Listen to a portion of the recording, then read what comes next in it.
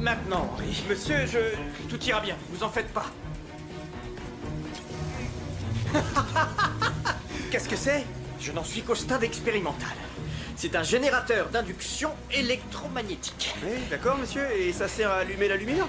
Vous savez, on a déjà des interrupteurs. Non, ça offre bien plus de possibilités, Henri. Monsieur, apparemment, il y a eu un... Oh, mais qu'est-ce que vous faites? Vous voyez, c'est aussi un détecteur de métal. Ça pourrait s'avérer utile pour trouver des indices. Monsieur, s'il vous plaît, vous pouvez l'arrêter?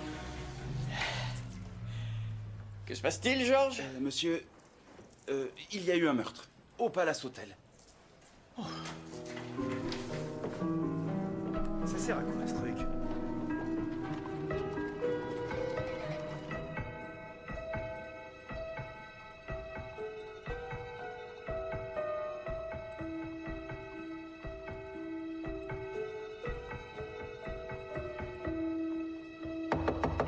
La rez-chaussée de Toronto. Une minute. Pourquoi j'ai la main pleine de sang? S'il vous plaît, arrêtez de frapper sur cette porte! Inspecteur Murdoch, maréchaussée de Oui, Toronto. vous venez de le dire, je crois que c'est clair. On vient de nous appeler. Mais enfin, qu'est-ce qui s'est passé? Reginald! Mon Dieu, Reginald! Non, s'il vous plaît, ne le touchez pas. Connaissez-vous cet homme? Oui. Il s'appelle Reginald Mayfair. C'était un ami. Et vous êtes? Churchill. Winston Churchill.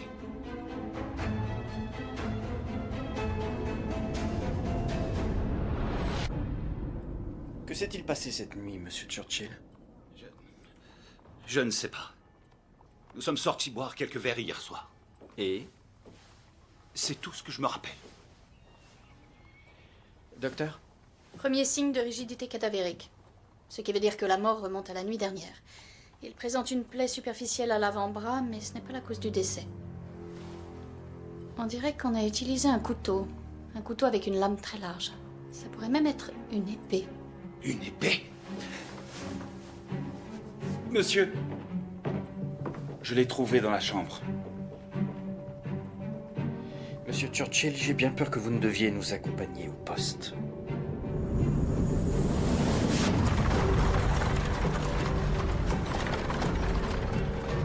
Murdoch! Vous avez mis Winston Churchill dans une de nos cellules? Je vais bientôt l'interroger, monsieur. C'est un suspect dans cette affaire. Un suspect? Un suspect? C'est Winston Churchill! Il est ici pour donner une conférence ce soir même. J'ai bien peur qu'il ne puisse la donner ce soir. L'arme du crime est probablement une épée, et monsieur Churchill en avait une dans sa chambre. Qu'a-t-il à dire pour sa défense? Il avait trop bu, il ne se souvient de rien. Je peux comprendre. Mais ce n'est pas un meurtrier, croyez-moi. J'ai lu son livre. Oui, j'en ai entendu parler. Tous les journaux ont fait le récit de son évasion des prisons de bourg. Oh, les gens rabâchent sans cesse cette fichue évasion. C'est le récit de ses batailles qu'il faut lire. Ça donne des frissons, je peux vous le dire. Il était dans la cavalerie lors de la charge d'Omdurman. 400 lanciers contre 3000 derviches. Des membres volés, j'en avais la chair de poule. Vous croyez qu'il accepterait de signer mon carnet d'autographes? C'est au Soudan que nous nous sommes rencontrés la première fois. Il était dans l'infanterie et moi dans la cavalerie. Une fois la campagne terminée, il a émigré au Canada. Et naturellement, nous avions prévu de nous voir à l'occasion de ce séjour à Toronto. Monsieur Churchill, racontez-nous ce qui s'est passé hier soir. Nous nous sommes retrouvés à mon hôtel. Nous avons bu et fumé des cigares. Ensuite, nous sommes allés à l'Albany Club et... Rien d'autre? C'est tout ce dont vous vous souvenez? Oui, jusqu'à ce que vous frappiez à ma porte ce matin. Cette épée, où l'avez-vous eue? Je ne l'avais encore jamais vue. Écoutez, Reginald était mon ami. Je ne lui aurais jamais fait de mal. Comment aurais-je pu le tuer? Nous n'avons aucune raison de douter de vous, monsieur Churchill. Néanmoins, tant que la lumière n'aura pas été faite sur ce qui s'est passé hier soir, vous devrez rester ici. Je dois annuler ma conférence de ce soir. Allons donc, cette affaire sera réglée en moins de 2. Monsieur... J'ai déjà acheté mes billets. Et si jamais vous vous rappeliez quelque chose, quoi que ce Oui, soit... bien sûr. Inspecteur, Je veux que l'assassin de Reginald soit traduit en justice. Cela importe plus pour moi que de prouver ma propre innocence. Monsieur Churchill, j'ai rassemblé les signatures d'éminentes personnes au fil des ans, et je serais honoré si J'apposais la mienne sur votre carnet d'autographes, je suppose. Ah oui, si ça ne vous dérange pas. Je pensais que les collections d'autographes intéressaient surtout les meutes de boutonneux de province et les jeunes idiotes, pas un inspecteur de la maréchaussée chargé d'identifier l'homme responsable de la mort de mon meilleur ami. Vous croyez-vous à ce point? Messieurs, j'ai comparé les empreintes trouvées sur l'épée avec celles de Monsieur Churchill. Et alors? Elles correspondent. Non, c'est impossible. Reginald était mon ami. Peut-être, mais les faits sont les faits. À moins que vous puissiez expliquer comment cette épée est arrivée là, tout indique que vous êtes le meurtrier. Je me suis un peu avancé en disant que vous pourriez tenir cette conférence ce soir. Elle est annulée, et vous ne bougez pas d'ici.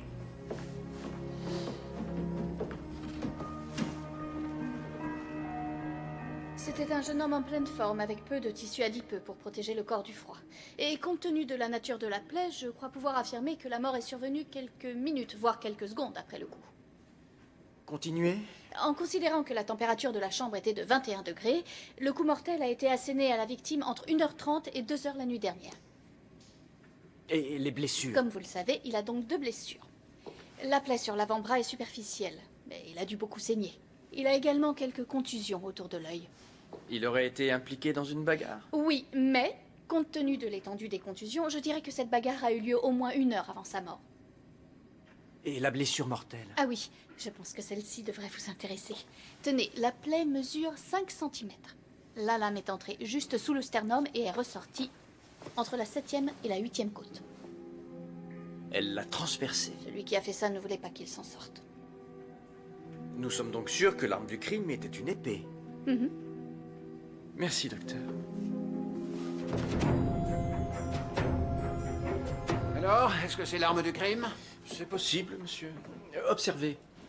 Si cette épée a été utilisée pour transpercer la victime, ne devrait-il pas y avoir du sang sur toute la largeur et pas seulement sur le côté? Il l'a peut-être essuyé. Pourquoi ne pas l'avoir essuyé entièrement? Il était sous. Messieurs, nous avons la visite du valet de Monsieur Churchill. Il lui a apporté des vêtements propres. Parce qu'en plus, il a un valet. Monsieur, j'ai comme l'impression que vous avez tourné le dos à votre héros. J'avais oublié quel petit rupin arrogant il était. Je n'arrive toujours pas à croire qu'il est un valet. Un homme digne de ce nom porte ses bagages. Merci, monsieur. On s'est rencontrés au Soudan il y a 2 ans. Et depuis, je travaille pour lui. Au cours de ces 2 années, avez-vous déjà été témoin chez lui d'une perte de mémoire due à l'absorption d'alcool? Monsieur Churchill semble ne pas se souvenir de ce qui s'est passé hier soir. Rien du tout. Non, en tout cas, c'est ce qu'il dit. Si vous voulez mon avis, si Monsieur Churchill dit qu'il ne se souvient de rien, vous pouvez vous fier à lui. Il ne ment jamais. Pas même pour éviter de blesser quelqu'un. Que pouvez-vous me dire au sujet de la nuit dernière? Pas grand-chose, j'en ai peur. J'ai accompagné Monsieur Churchill et Monsieur Mayfair à l'Albany Club. Et ensuite, Monsieur Churchill m'a libéré. Quelle heure était-il? Je dirais 21 heures.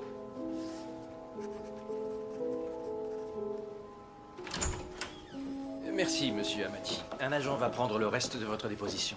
Si par hasard un détail, quel qu'il soit, vous revenez à l'esprit, surtout n'hésitez pas à m'appeler. Bien entendu. Monsieur, selon les personnes qui se trouvaient à côté de la suite de Monsieur Churchill, il y aurait eu des éclats de voix et toutes sortes de bruits violents aux alentours d'1h45. Et nous avons aussi un témoin. Une dame affirme avoir vu un homme sortir de la suite de Monsieur Churchill un peu après 2h du matin. Avez-vous son signalement? Elle a seulement dit qu'il était noir. Ça restera à la liste. heure? Excusez-moi, je n'ai pas pu m'empêcher d'entendre ce que vous disiez. Sachez que le cireur de chaussures de Monsieur Churchill est noir. Et il s'appelle Jim Carver. Merci, monsieur Amadi. Crabtree, trouvez-moi Monsieur Carver. On verra ce qu'il a à nous dire. Oh, et faites venir le témoin. Oui, monsieur.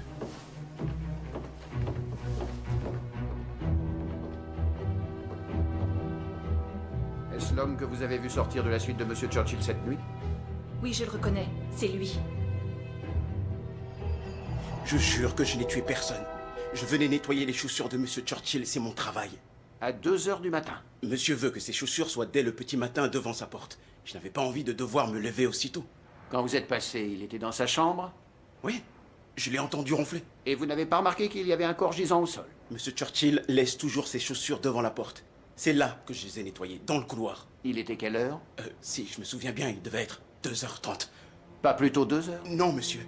Je suis arrivé là-bas à 2h30.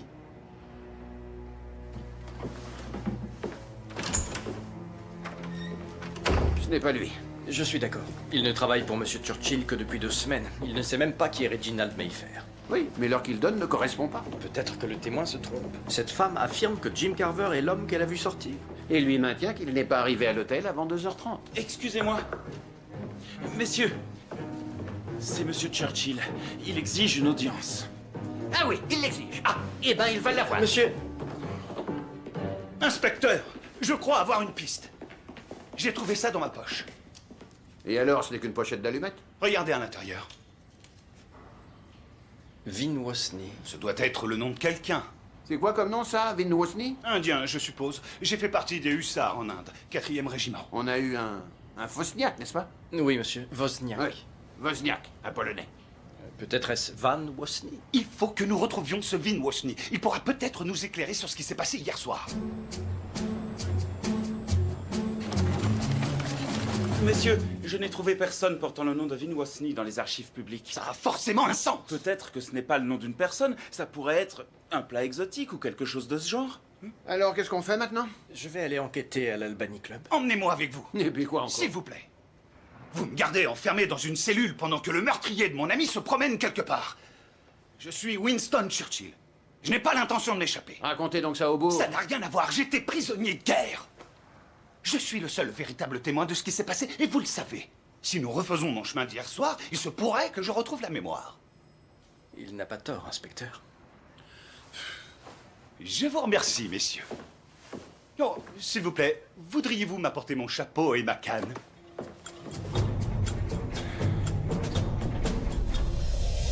Merci d'avoir bien voulu me laisser sortir, inspecteur. Oh, regardez, un bulldog! J'ai toujours pensé qu'on devrait en faire notre symbole national. Pourquoi? Parce qu'ils sont tenaces? Non, parce qu'il ressemble à notre reine. Mais avec mon appétit et mon penchant pour l'alcool, moi aussi je pourrais bien finir par lui ressembler. Bon, allons-y. Attendez, je suis déjà venu ici. Oui, c'est fort probable. L'Albany Club est au coin de la rue. Je m'aventure dans les méandres de ma mémoire, inspecteur. Je sens que je vais la retrouver. Excellent.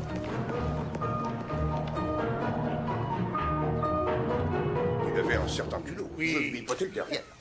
Ravi de vous revoir, monsieur Churchill. Votre discours m'a beaucoup plu. Je dois dire que cela nous a ouvert les yeux. Malheureusement, je ne m'en souviens pas. Monsieur Churchill n'a aucun souvenir de ce qui s'est passé hier. Une soirée bien arrosée. Il ne faut pas vous en faire. On a tous connu ça. Si ma mémoire est bonne, vous étiez déjà sous en arrivant.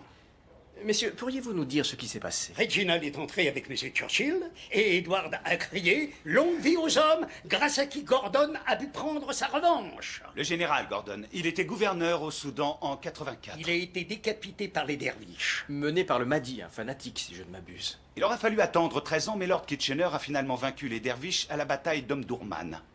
Ce doit être la revanche à laquelle vous faites référence. Non, c'est pour la revanche contre le Mahdi lui-même que l'on vous a salué. Mais le Mahdi était déjà mort. Oui. Après la bataille, Kitchener a profané sa tombe. Il a déterré le corps et l'a jeté dans le Nil. Mais avant, il a accordé à Reginald l'insigne honneur de priver la dépouille de sa tête. Oh, Seigneur Dieu. Kitchener voulait en faire un encrier pour son bureau. C'est une idée qui nous a tous beaucoup plu. Œil pour œil, dent pour dent. Et j'ai protesté. Vous vous en souvenez? Non, mais c'est ce que j'aurais fait. Vous n'avez pas protesté, vous avez rugi. Ce barbare l'avait vérité. Ce geste, que vous approuvez tous avec enthousiasme, était un acte barbare, déshonorant. Il ne salit pas seulement les hommes qui l'ont commis. Il déshonore tous les hommes, les femmes et les enfants de l'Empire. Ce jeune homme n'a pas complètement tort. Oui, c'est vrai, mais nous l'avions mérité. Vous avez parlé de ce qu'être britannique signifie. Qu'un empire ne peut se satisfaire de la gloire, car il a la grande responsabilité d'apporter la civilisation au reste du monde. La barbarie est une réalité qui nous diminue en tant qu'hommes. Elle nous rabaisse au niveau de nos ennemis. Nous sommes des Britanniques, pas des Vauriens. Nous sommes la civilisation. Bien Ouais, voilà, c'est un Britannique. Je le jure devant Dieu, j'ai pleuré. Oui, même Reginald était ému. D'ailleurs, où est-il, Reggie? Il est mort. assassiné. Oh non, Dieu du ciel. Mais oui, et c'est pour cette raison que nous sommes ici. Nous essayons de découvrir ce qui a pu se passer hier soir. Malheureusement, nous ne savons pas grand-chose. Vous et Reginald avez fumé quelques cigares, pris quelques verres et êtes partis. Pas d'altercation? Non, hier soir, tout le monde était jovial. Vous savez où ils sont allés? Quelqu'un les aurait suivis? Est-ce que quelqu'un parmi vous s'appelle Vin Wasney? Vin Wasney? Dans quelle région du monde donne-t-on ce genre de nom? Les gens rêvent de bataille et pensent qu'elles apportent la gloire. C'est aussi ce que je pensais avant d'y prendre part. À Omdurman, nous avons affronté 50 000 derviches. Leur ligne de front s'étendait sur près d'1 kilomètre, des hommes se battant pour Dieu, pour son prophète et le saint calife. Dans un autre siècle, ça aurait été un spectacle terrifiant. Mais ils n'avaient aucune chance.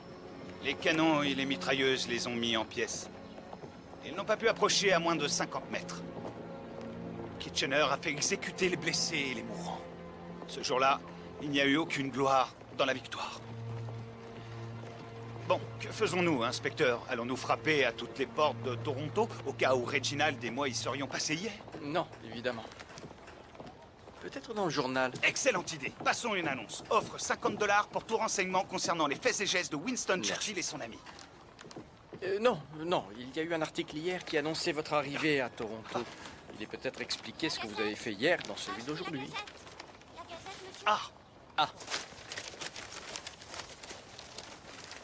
Churchill brille au cours d'une soirée mondaine. Je régresse, je ne fais plus la première page. La soirée mondaine organisée par Madame Gertrude Miller a été bousculée par l'arrivée. Qui est Gertrude Miller? Une des principales militantes du mouvement de la tempérance à Toronto. Elle habite là, sur Jarvis. Bien vu, inspecteur. Allons-y.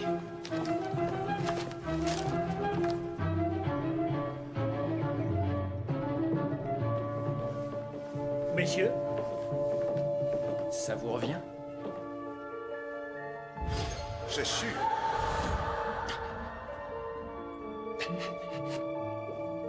Monsieur Churchill, êtes-vous revenu pour vous excuser? Oui, si c'est nécessaire.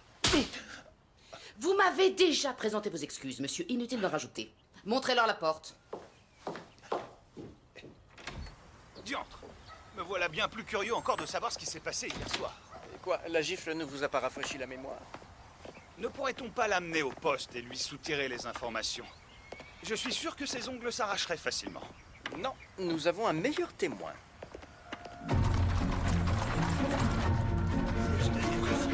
Que savez-vous d'autre, monsieur Purcell? Je n'étais là que pour faire un article sur la soirée. À vrai dire, je ne m'attendais à rien d'exceptionnel jusqu'à ce que vous arriviez. Pourquoi irais-je à une soirée du mouvement pour la tempérance? Je crois que vous aviez été invité. Quoi qu'il en soit, vous et votre ami étiez sous en arrivant, et voyant qu'il n'y avait pas d'alcool, vous avez soudoyé le domestique pour qu'il vous apporte du whisky. Et comment Madame Miller a-t-elle réagi? Ah, c'est là que ça a commencé à devenir drôle.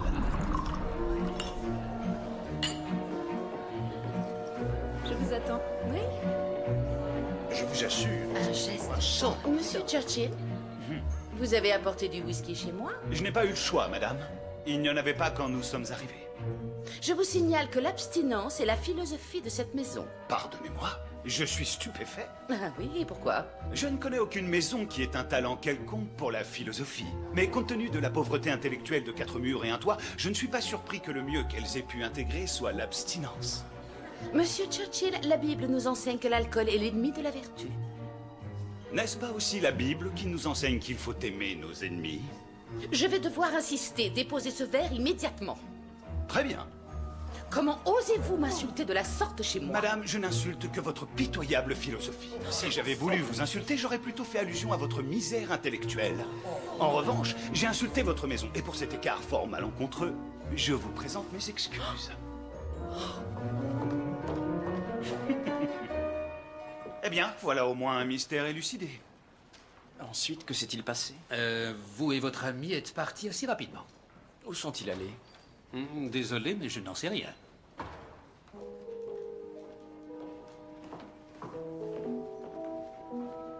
Julia. William, j'ai pensé que vous aimeriez savoir que Darcy et moi allons voir le juge demain. Pour l'annulation du mariage? Mais ça ne devait être que le mois prochain. Darcy veut que ce soit fait avant son départ, afin que les commérages se dissipent pendant son absence. Alors, ça veut dire qu'à 7 heures demain? Je serai une femme libre. Excusez-moi, inspecteur, j'ai une question à vous poser. Je me Monsieur demandais... Churchill, quelle joie de vous revoir. Julia, vous avez déjà rencontré Monsieur Churchill? Oui, hier soir. Bertie et Lois m'ont invité à leur club et Monsieur Churchill était là. Oh, ou doit-on encore vous appeler Reginald Mayfair? Non, et malheureusement, Reginald a été assassiné. Oh mon Dieu, non. Vous dites que je prétendais m'appeler Mayfair? Eh bien, votre ami pensait qu'il valait mieux salir son nom que le vôtre compte tenu de votre notoriété. Racontez-nous ce qui s'est passé. Je n'ai aucun souvenir de la nuit dernière, hélas. Monsieur Churchill et Monsieur Mayfair s'amusaient à se faire passer l'un pour l'autre. Tout se passait bien jusqu'à l'incident. Quel incident? Nous étions en train de partir quand le mari de Gertrude Miller est arrivé. J'ai vu sa tête. Monsieur Miller! Lequel d'entre vous est Churchill? Ça doit être moi. Oh, qu'est-ce que vous faites? Vous avez perdu la tête. Ah, fermez, je vais te tuer! Nous devrions avoir une discussion avec Monsieur Miller. Donc vous admettez avoir frappé Monsieur Mayfair? Je croyais qu'il avait insulté ma femme. Je n'ai pas tué cet homme, vous devez me croire. Alors, coupable? Nous savons qu'il avait un mobile. Messieurs, docteur, nous avons contacté Madame Miller. Elle dit que Monsieur Miller est rentré aussitôt après l'incident et qu'il a passé la nuit avec elle. Que vouliez-vous qu'elle dise d'autre? En tout cas, il a un bon alibi. Je ne pense pas que Monsieur Miller ait commis ce meurtre. On a insulté sa femme. Il a voulu sauver son honneur, alors il a frappé celui qu'il pensait être le coupable. Sa colère a diminué, elle ne s'est pas intensifiée. Je suis de votre avis, docteur. Alors on en est où maintenant? On vient de revenir à notre point de départ. Avec Churchill comme principal suspect. Très bien. Moi, ça me convient. Monsieur, les quelques fois où il m'est arrivé de boire plus que de raison, j'ai bien eu quelques petits trous de mémoire, mais jamais je n'ai oublié toute une soirée. Il a peut-être été drogué. C'est possible. Ou alors, il pourrait souffrir de ce qu'on appelle une amnésie traumatique. Parce qu'il aurait vu son ami se faire tuer. Cette réalité lui étant insupportable, son inconscient aura bloqué tout ce qui s'y rapporte. Si c'est le cas, les souvenirs sont toujours là et il suffit de l'aider à se rappeler. En faisant quoi? Il faut qu'il revive un événement qui serait en lien avec la nuit dernière. Si une situation lui est familière, demandez-lui le premier mot auquel il pense. Monsieur, voilà tous les objets qu'on a trouvés dans la suite de Monsieur Churchill. Merci, George. Monsieur Churchill, regardez ceci attentivement et dites-nous le premier mot qui vous vient à l'esprit. Honte. Honte? C'est un bon cigare. C'est une honte de l'avoir caché. Monsieur C'est la Churchill. première chose à laquelle j'ai pensé. Essayez encore. Concentrez-vous sur le cigare. Détendez-vous et dites-nous le premier mot. Allumette. Feu. Cercle de fumée. Oh, c'est ridicule. C'est un fichu cigare. Monsieur, regardez cette pochette d'allumettes. Ils vendent les mêmes au Murphy's Pub. Murphy's Pub? Ce nom vous dit quelque chose? Je ne sais pas. Quel est le premier mot qui vous vient à l'esprit? Gouverne. Gouverne. Britannia.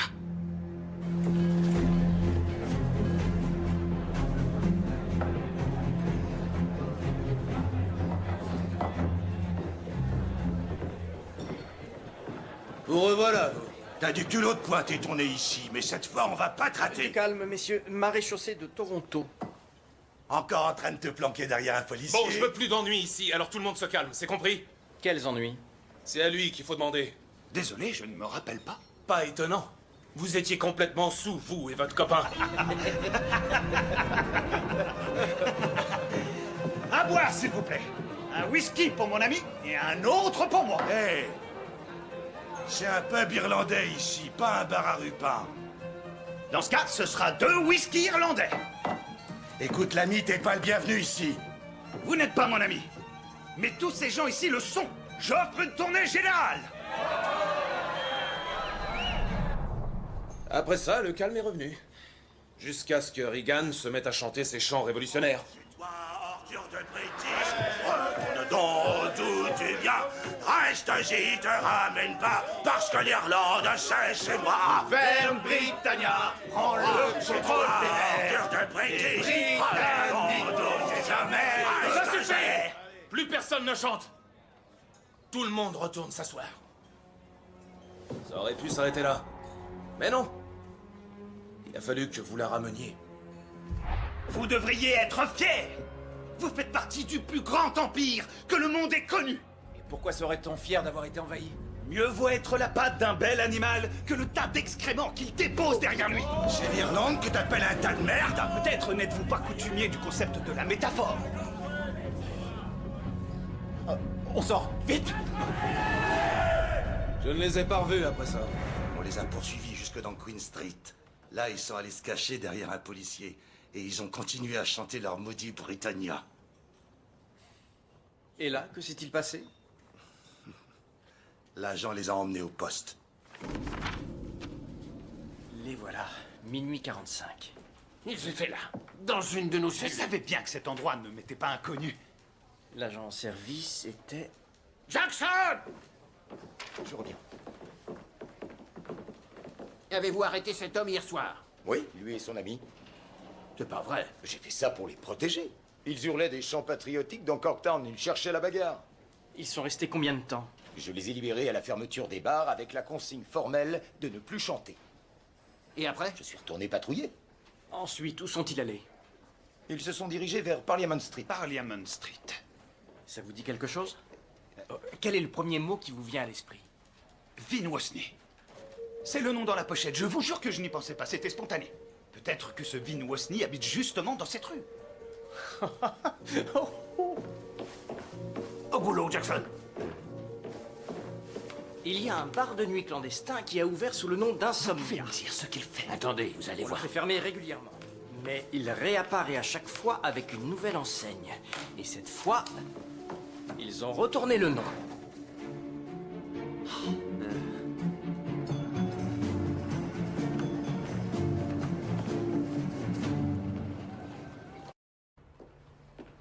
Vous? Où sont passées mes épées? Des épées d'officier, avec une garde en laiton. Il sait de quoi elles ont l'air. Ces épées appartenaient à mon grand-père. Il a combattu avec, elles ont une grande valeur sentimentale. Ces épées sont maintenant des pièces à conviction pour l'élucidation d'un crime. Ce crime, ce serait pas un meurtre? Pourquoi cette question? Vous et votre ami, vous vous êtes battus hier soir. J'ai bien cru que vous alliez vous entretuer. C'est pas vrai, Al? Ouais. Racontez-moi précisément ce qui s'est passé hier. Oh, barman! Du whisky, s'il vous plaît.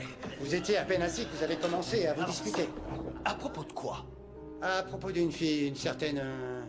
Maddie. Maddie? Oui, Maddie. Vous disiez qu'il lui avait fait un truc pas correct.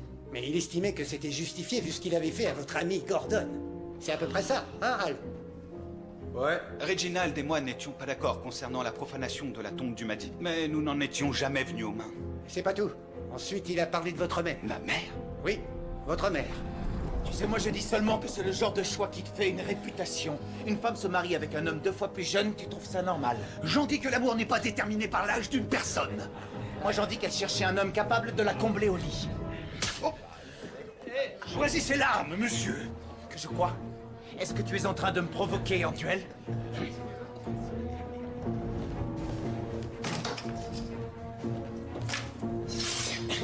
Hé, qu'est-ce que vous faites? Continuez. Ensuite, ils sont sortis et ils ont embarqué mes 2 épées.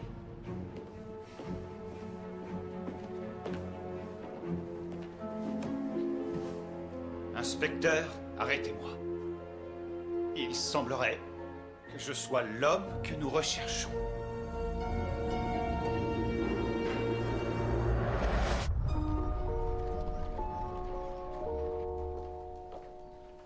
Julia. Qu'y a-t-il? Je n'ai pas pu, je suis désolée. Je n'ai pas su mentir. Je vous en prie, Julia, parlez librement. Le juge a refusé d'annuler le mariage. Pourquoi? William, tout est ma faute. J'étais sous serment et il a demandé si le mariage avait été consommé. Je n'ai pas réussi, j'ai pas pu mentir. Je ne pouvais pas faire ça à Darcy. Je vois. Mais Darcy a dit qu'il réfléchirait au divorce. Au divorce? Ça ne ferait aucune différence.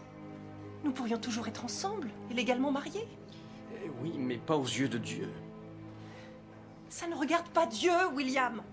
J'ai connu d'autres hommes par le passé et aujourd'hui je divorce. Tout cela, vous le savez. Julia, s'il vous plaît. C'est la personne que je suis et c'est la femme que vous dites aimer. Oui, mais ce n'est Je pas gérerai aussi les simple. problèmes juridiques et vous, débrouillez-vous avec votre Dieu.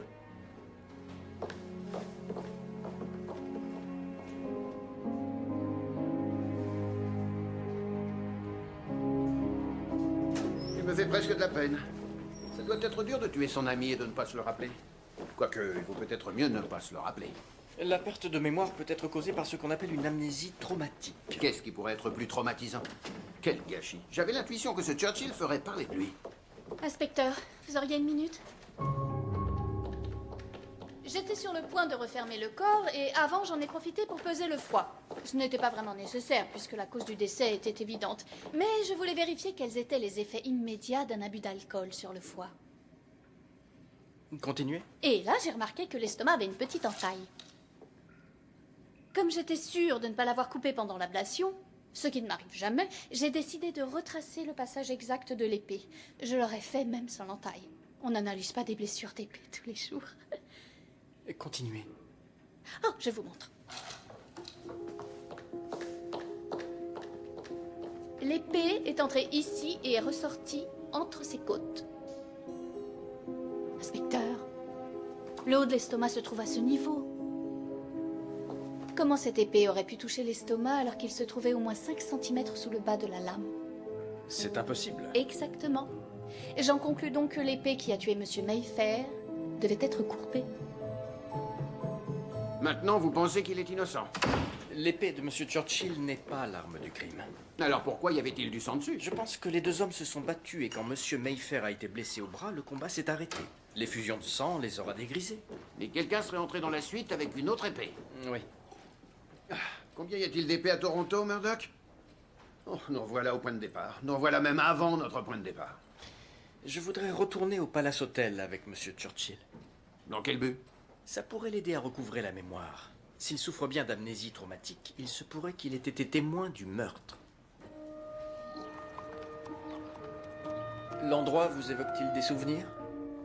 Non, rien du tout. Monsieur, venez voir. Ça ressemble à des écritures.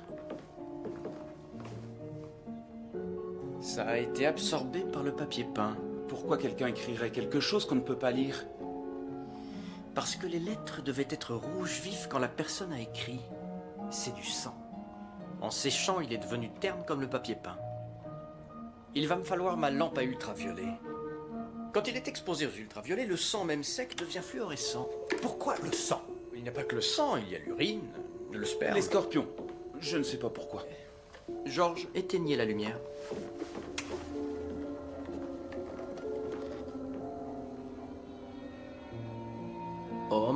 Homme Doorman.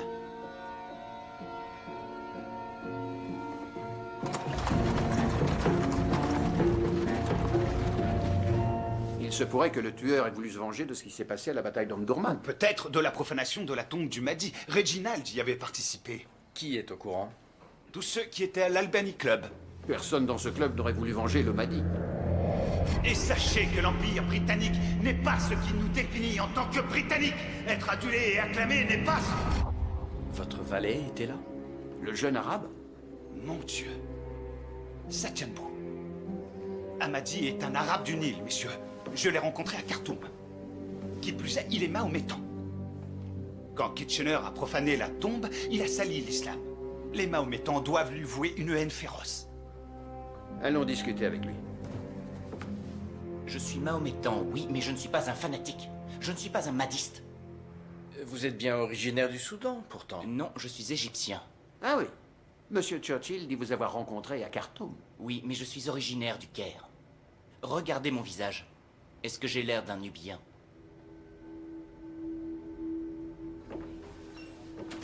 Alors, qu'en dites-vous? Il a raison. La plupart des Arabes soudanais ressemblent aux habitants d'Afrique centrale. Attendez, Murdoch. Notre témoin affirme avoir vu un noir sortir de la suite. Elle a identifié le cireur de chaussures de Monsieur Churchill. Oui, mais pour cette femme, tous les noirs se ressemblent.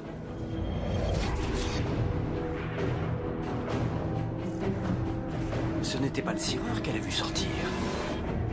C'était le tueur. Tu sais, moi je dis seulement que c'est le genre de choix... J'en dis que l'amour n'est pas déterminé par Une femme l'âge se marie d'une avec un homme personne. 2 fois plus jeune. Il y avait aussi un noir dans le café clandestin. Il a dû entendre leur conversation au sujet de la profanation de la tombe du Mahdi, donc sachant que Mayfair y avait pris part, il aurait pu mettre de la drogue dans le verre de Monsieur Churchill. C'est curieux qu'il ne nous ait pas parlé de lui. Il s'est battu contre les Soudanais et de cette poison l'air. En effet, monsieur, c'est curieux. George. Oui, monsieur. Où est passé Monsieur Churchill? Il a dit qu'il voulait rendre les épées à leurs propriétaires. Bon sang.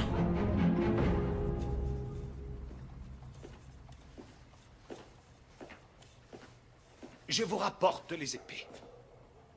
Kifalak. Je savais que c'était vous. Je l'ai su à votre visage. Vous étiez Omdurman. Oui, j'étais présent. Je suis là pour vous livrer à la justice. Vous venez de votre plein gré.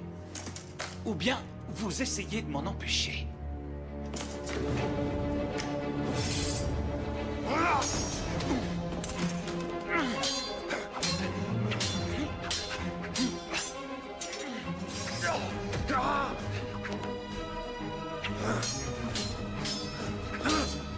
Ça suffit! Arrêtez! Vous êtes fous, j'ai bien failli vous tuer. Posez vos épées. Je la poserai s'il la pose, mais j'en doute, puisqu'ils le pendront quoi qu'il arrive. Selon moi, ce n'est que de la légitime défense. C'est une vengeance. Appelez cela comme il vous plaira.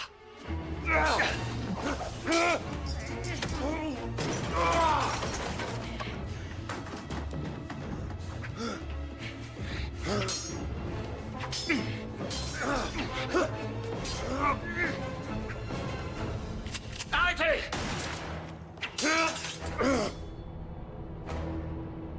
Tuez-le et vous êtes mort. Je suis mort de toute façon. Je le fais pour mon peuple que vous avez sali et massacré. Et pour avoir insulté le Mahdi et Allah. L'homme que vous voulez tuer a protesté contre ce qui s'est passé à Omdurman. Il a fait les louanges du Mahdi et a parlé de lui comme d'un prêtre, un soldat et un patriote. Mais vous citez mon livre. Donc soit vous mourrez en homme d'honneur, soit en meurtrier. C'est à vous de voir.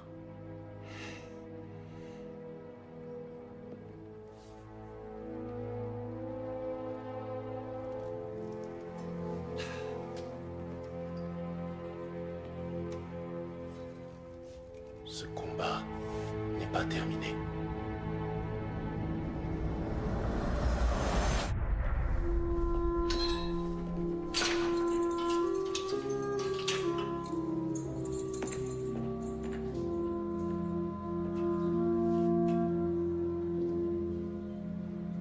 Il avait combattu avec le Mahdi.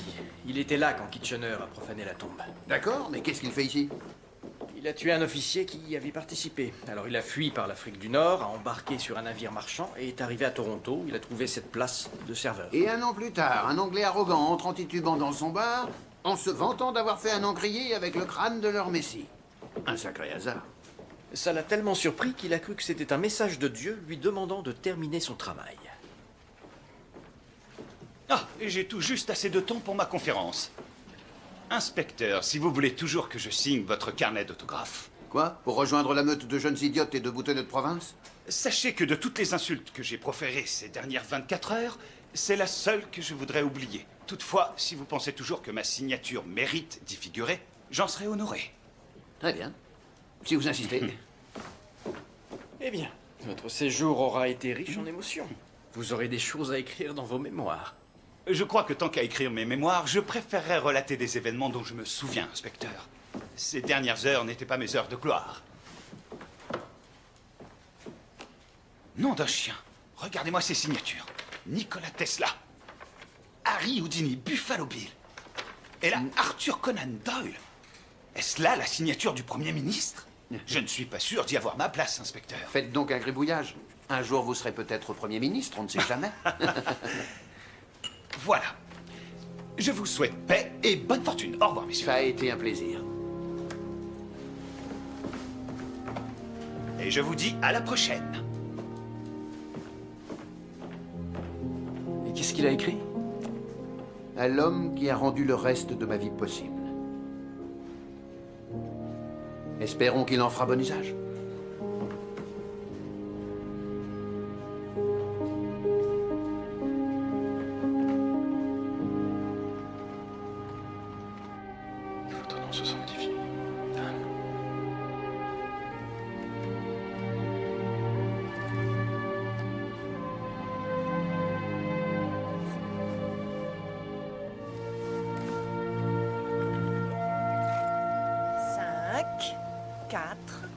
3, 2, 1.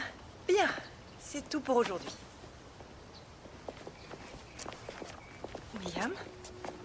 Julia, je resterai auprès de vous. Et si vous divorcez, je vous épouserai.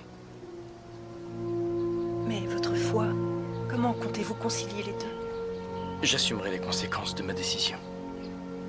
Peu importe ce que dit l'Église. Je refuse de croire que l'amour, quel qu'il soit, puisse être un mal. Et je vous aime. Je vous aime aussi.